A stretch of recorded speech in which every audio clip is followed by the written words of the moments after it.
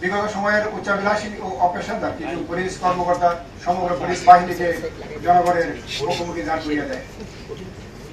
এর ফলে ছাত্র জনতার আন্দোলন, গণ অভ্যুত্থান এবং বিগত সরকারের পতনকে ঘিরে সংঘর্ষ ও সহিংসতায় পুলিশের মনোবল ভেঙে গিয়েছিল।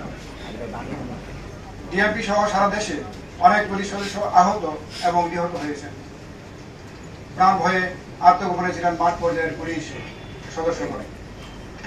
অনেক স্থানে আমাদের অবকাঠামো ধ্বংস হয়েছে।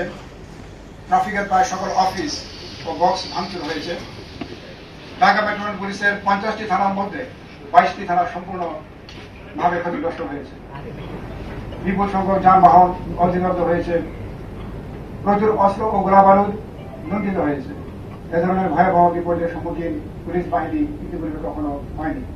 ছাত্রছাত্রী, স্কাউট, বিএনসি সহ বিভিন্ন সামাজিক সংগঠন ট্রাফিক পুলিশের অনুপস্থিতিতে ঢাকা শহর সহ সারা দেশে ট্রাফিক ব্যবস্থা সামলেছেন।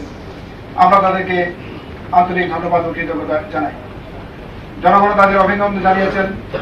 ঢাকা মহানগরীর সম্মানিত নগরবাসীকে আহ্বান জানাবো, ট্রাফিক পুলিশকে আপনারা সহযোগিতা করুন। রোদ বৃষ্টিতে দায়িত্ব পালন করা পুলিশ সদস্যদের অন্তত হাসি মুখে ধন্যবাদটুকু দিলেও তারা আরো উজ্জীবিত হবে বলে আমরা বিশ্বাস করি। ট্রাফিকের সকল স্টেক হোল্ডার আমাদের ট্রাফিক বিভাগে সহায়তা করলে ট্রাফিক জ্যামকে আমরা সহনীয় পর্যায়ে নিয়ে আসতে পারবো বলে আমরা বিশ্বাস করি।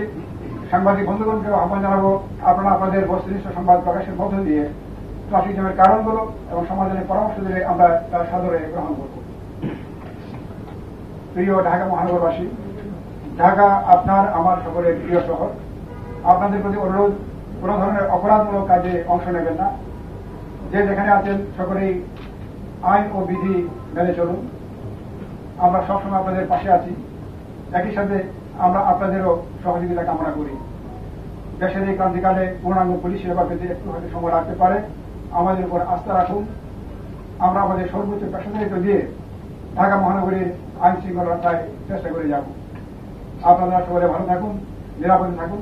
আপনাদের নিরাপত্তার জন্য ঢাকা মেট্রোপলিটন পুলিশ রাত দিন কাজ করে যাবে।